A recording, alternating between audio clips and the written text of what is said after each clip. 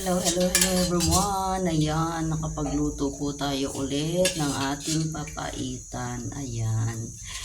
Ginisen lang po sa bawang sibuyas at luya at nilagyan ko siya ng ceiling green. Ayan. Yan na po ang ating hapunan. Napalambot ko na rin po siya. Ang tagal niyang kumulo kanina kasi medyo may katigasan yung karne. Kaya pinalambot ko po. Ayan na po siya. So ngayon may malambot na siya. Kaya mamaya pagdating ng panganay, pwede na po kaming kumain. Ayan po. Malambot na ang ating papaitan. Papaitang baka. Ayan po. Ganyan po ang itsura niya. Ayan.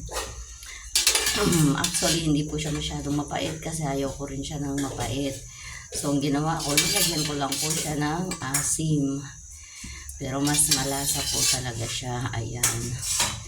Yan po ang ating papaitang baka. So, kain na po tayo.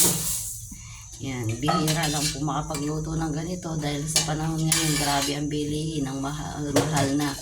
Dati 170 lang ang bili ko. Ngayon nagdoble na. 270 na po. Grabe, nakakagulat. O siya, maraming salamat. Thank you for watching. God bless everyone.